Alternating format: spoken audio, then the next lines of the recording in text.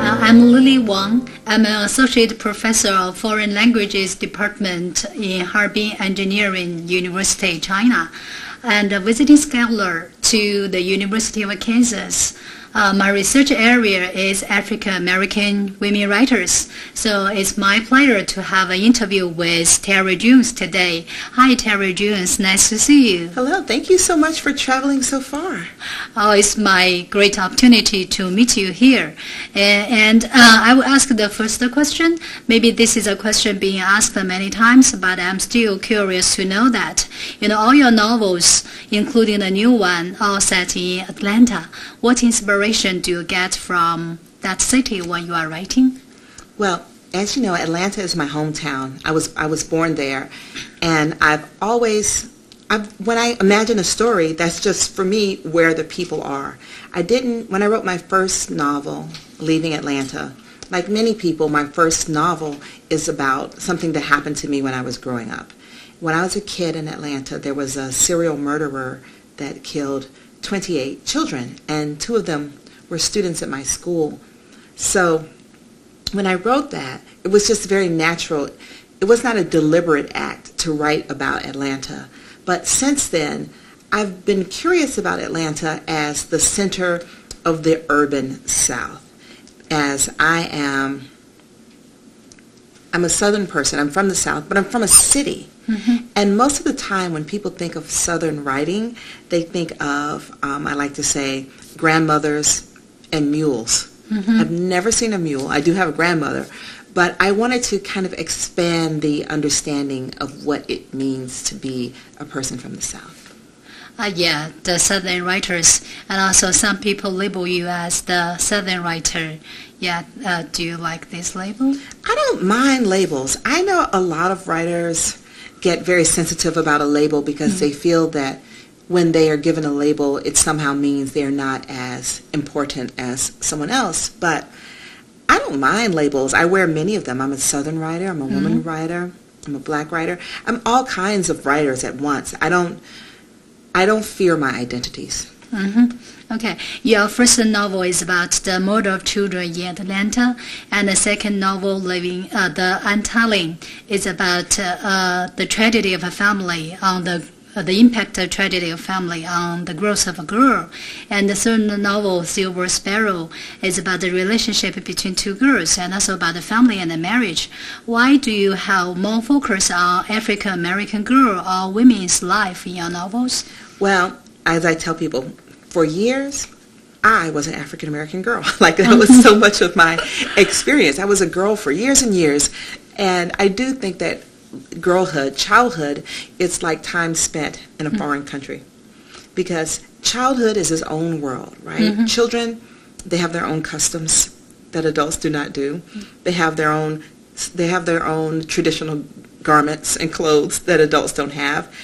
They speak a language that adults don't speak, and all children live under a hostile regime known as their parents. And adults, children are controlled by adults.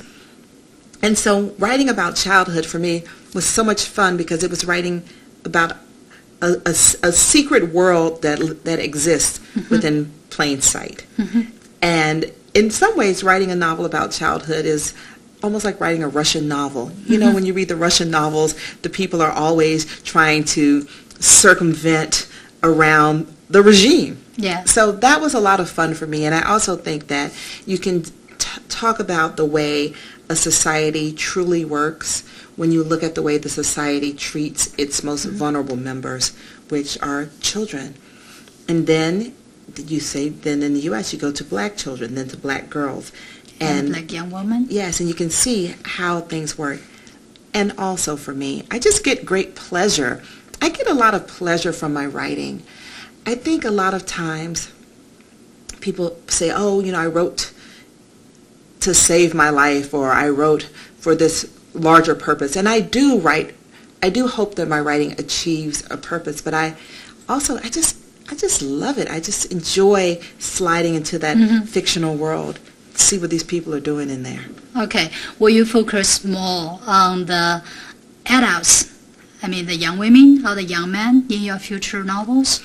I think I may be done with my young people. I will miss them, but this last novel I finished, An American Marriage, there are no young people in it. I missed them, but I just think I may have completed that. I feel that when I wrote Silver Sparrow about the sisters, I think that I satisfied something personal in myself because I've always wanted to write about my own sister. And so now I think I'm on to something new. Yeah. But I miss those young people. Okay. I do. I hope they're okay. Yeah. Why do you focus more on the middle class of black people? It's what I know. Yeah. I'm the daughter of two professors, and I never grew up understanding my black middle class experience to be something extraordinary. It wasn't until much later when people would treat me like, wow, you're black and middle class, and I felt like, yeah, it happens all the time, particularly in Atlanta. So I feel that when I first started writing it, I was just writing what I knew. Like, I believe that if you write the truth, you oppose stereotypes. You don't have to try. You don't have to work to oppose stereotypes because stereotypes are, by definition, untrue. So that if you just tell the truth of what you know, it does that work for you. So you're more familiar with this area, these people. It's where I grew up. Yeah. In many interviews, you mentioned the influence of Toni Morrison on you. And also in one interview, I remember you mentioned Toni Morrison is the godmother of your writing. So in what aspects does she motivate you to write? I love Toni Morrison in every way. Yeah, I love her too. I love her, and I have on my desk a little small jar of dirt, of earth, from where she grew up. Oh. And when I'm having a hard time, I open the jar and I just play with it. But I just love it. I'll send you some of this dirt. I have extra. Yeah. I'll send you a small bit. Thank you. It's magical. But I feel that Toni Morrison also writes a lot about the black middle class. Yes. People don't tend to think of her that way, but especially the novel Song of Solomon, I feel like she explained my life to me in many ways. Even though the main character is Milkman, who's a man, the women in that novel are so central in the ways that they try to find their place. And I love every word she's written. Her critical work is illuminating. I just think she's I don't even have words to say how important she is, and also she can be kind of a lot of things. She can be a little funny. She can be very serious. Yes. She can be sad. She can be a little dirty. Tar Baby. Some languages. Yes, yeah. Tar Baby is a little dirty. And to see the range of emotion and experience that she's able to do, and no one ever challenges the seriousness of her work, even when it's funny, even when it's dirty, even when she's not afraid to be sad. She is a treasure.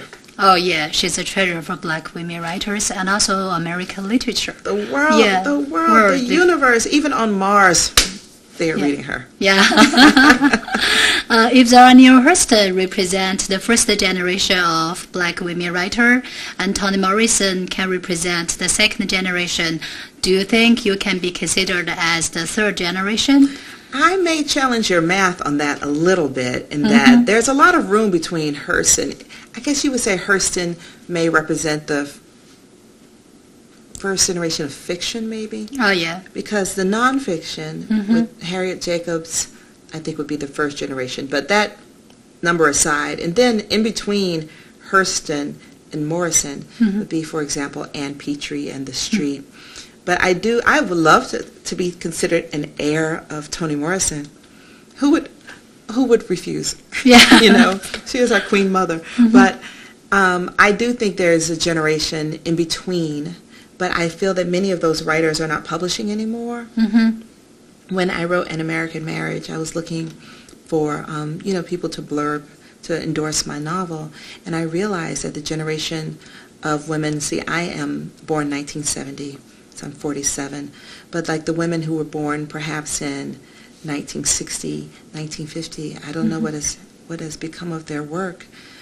Many of them published one novel or two novels, but to stop writing? I don't know if they stopped writing or they stopped publishing.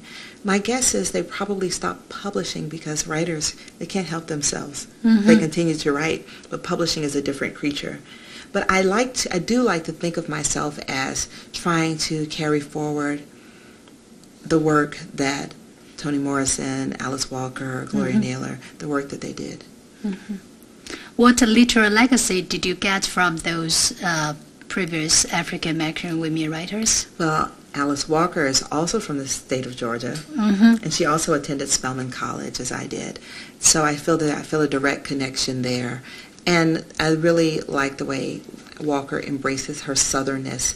Being Southern is part of how she understands who she is. Like Morrison, for example, is from Ohio, but she doesn't wear it so heavily that she is an Ohio writer. So I appreciate that from Walker, thinking of new ways. Walker envisioned the Southern United States as a space of black female resistance and innovation. And I really like that because I do think that as a Southern writer and being black, there's this idea that your life is only suffering. Yeah. And I just love the way Alice Walker loves her characters. And Morrison, just her beauty of the line, it encourages me to go back and edit very carefully on the letter of a line. Sometimes I imagine, what if I would be so lucky as to have Toni Morrison read my book? I would not want her to take out a red pen and mark it up. So she's my friend in my head, as I like to say. But I think that, for example, in The Bluest Eye, she wrote so movingly about the girl Pecola who is so victimized because of her dark skin. And in my own novel, Silver Sparrow, I made the most beautiful women in the book, these very dark women. So I feel that in many ways I was in conversation with Morrison, and a loving, what would I say, revision, tweak, just the idea that what if very dark women believe themselves to be beautiful? Okay, especially Alice Walker mentioned, and also those feminists mentioned, black is beautiful. Yes. Most African American women writers will write about race. Do you think the contemporary women writers still have the urgency to write about race more or less than previously? When people ask me, do you write about race? I always say, do I write about racism or race itself? I mean, I do think that our lives are very impacted by race, and therefore it is included in the work. Sometimes people tell me, you don't write about race. And I almost feel like they're criticizing me, saying that I'm not taking on the serious question of the day. But I feel that all of my stories happen the way they do because the characters are black. And so therefore their lives are impacted by race. But I grew up in Atlanta in a middle-class segregated community. So pretty much everyone we ever saw was black. So my characters don't very often have these kind of overt clashes with racism. But if you look at Southwest Atlanta, where I'm from, and what I write about, the reason Southwest Atlanta is all black is because of racism. So we live there because of racism, but it's our home and we don't see it as a tragic place. I often feel that there are people who don't find my characters to suffer enough at the hands of racism, but I feel there's a range of experiences. I feel that in the new novel, An American Marriage, because my main character, Roy, is wrongfully incarcerated in the beginning, that it will be read as a novel about race because we're assuming he's wrongfully incarcerated because he's a black man. But most of the novel is about whether or not he will be able to resume his life with his wife. That's the main thing. It's about the relationship between him and her. And is that about race? I think it's a racialized scenario, but I don't know if you would say it is about race. Yeah, I just read your new novel. It's really amazing, exciting. As you mentioned, it is about race. At the beginning, I interpreted it as the wrong incarceration of Roy is a problem of race. Yeah, and this is a new novel. It's about two men and a woman. What have you tried to make it different from the other novels? Writing about two grown men was hard. Writing about one grown man is hard. Writing about two grown men And a woman. and a woman. And I had to make the men's voices different from each other. So it's really hard to write, especially in the first person, to make those voices convincing. And also to think, what does a man think in any situation? Because let me tell you, in my real life, I find men confounding. I do not understand what they do. I don't get it. A man will do something and I'll look at him like, why did you do that? And so to have to write something all from inside a man's head, it really I had to challenge myself in my powers of imagination. And to write those love scenes from a man's point of view, I even just talking about it, I feel anxious. But I did feel that in this conversation about incarceration, that it would be disingenuous not to include his point of view. But at the same time, I felt it would be wrong not to include her point of view, in that when he returns home from prison, he needs her to heal him, essentially. Yeah. And there is this assumption that he is entitled to her life, like she will give her life over to his pain because he has suffered so at the hands of the state. And he says, I'm innocent. But she says, I'm innocent too. Yeah. And her other man, Andre, also say innocent. He's innocent. Everyone's innocent. It's not a question of who's guilty and who's innocent. It's about how do we negotiate the power in our interpersonal relationships? How do we balance our desires with our responsibilities? You narrate the story in three voices, 3 points of view, and especially, is it first time for you to tell the story in a male point of view? What challenge do you have? It was just really, really hard for me to, I call it speaking dude, like it's a separate language. Like when I wrote children's voices, I had to speak kid. But I used to be a kid. For years I was a child. So I was able to write child voices, but I have never been a man. And it was hard, but then it got easier because I realized that even though I have never been a man, men talk to me over the course of my life. I've heard a lot of men talking. And I've read a lot of novels by men. And so I just had to stop being intimidated and realize that as a woman, in many ways, you have a PhD in men already. Yeah. And so I just tapped into that experience. But I think you did a good job because in this novel I can say you penetrate into a man's inner mind and talking his view. Yeah, it's great. It was challenging, but I have been very pleased with the reactions I've gotten from men reading, because I was worried, that they wouldn't like it or they would say, but it's been very nice to hear from them. Yeah. Which character is your favorite in American Marriage? I love Celestial. I like this woman who doesn't wait for her man. And when I was writing it, I was under a lot of pressure to say, why doesn't she wait for him? And everyone wanted to give her some tragic problem, because if she had a tragic problem, then the reader can say, oh, it's okay that you don't wait for him. But I wanted her to not wait for him simply because she has only one life. Not because she's very sick or because there's some big thing, just because her own life and her own dreams are precious. And I felt that if I gave her problems, it would make that less the case. I didn't want to give her an excuse. I wanted to give her a reason, and that is that she loves herself. So I love her, and some readers are not as compassionate toward her, and I get mad. But I love the end because all of them can find their own life.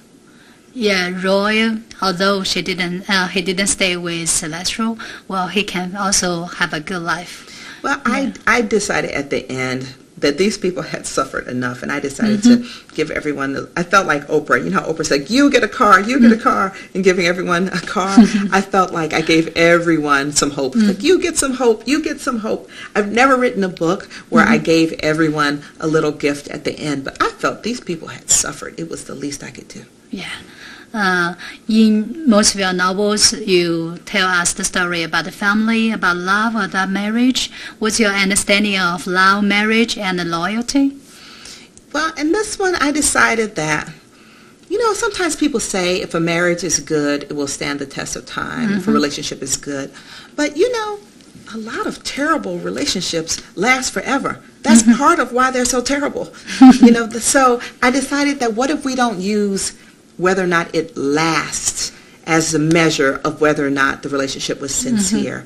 Perhaps the question of whether or not the relationship is sincere is about people's emotional integrity and the extent to which you will give someone else the gift of freedom. Sometimes you can tell a relationship is healthy because the people have the sense enough to end it. Sometimes and it's okay. Yeah. It doesn't mean, I feel like longevity only measures time. Okay, I love your opinion. And in the novel, when Roy is incarcerated and you take the epistolary style, what draws you to take this style? Well, I love the epistolary form. I write letters like a maniac in my own life. I write letters. I probably write 7 or 8 letters a week. I write in my journal and I write a letter every morning. So I love letters, and prison is really the only world in which you can get away with letter writing because people now have phones, email, all these other things. So prison was the only time really left that you can write a contemporary novel with the epistolary style. Also, I wasn't that interested as a writer in the day-to-day logistical workings of prison. And so if I had written a traditional narrative of him narrating his day, we would have to write about that. But as letters, he's only talking to her. So it is talking about their relationship and drawing us into his life, into his feelings as a character without the mundane day-to-day and avoiding so many prison cliches by using the letters. It seems they are having a face-to-face communication. Right. I mean, if they have face-to-face communication, she would be in the prison visiting room. There's not a lot narratively you can do with that space. Because they're just sitting there. Yeah. Like they can't do anything else. No one is washing dishes. There's no surprise rings on the doorbell. They just have to, it'll be almost like a play. Yeah. And I just, boring. Okay, do you consider black women as your main readers? I do think that right now black readers are a huge proportion of my readers, and they were my first readers. And the poet Nikki Giovanni was mentor to me when I was a baby writer, and she said to me, she says, always give so much respect to the black women who are your first readers. She says they will love you for your whole career. She says these women will come to your funeral. So as you become better known and get different readers, never forget who held you up first. Do you have a plan to get your novels translated into other languages to international audience?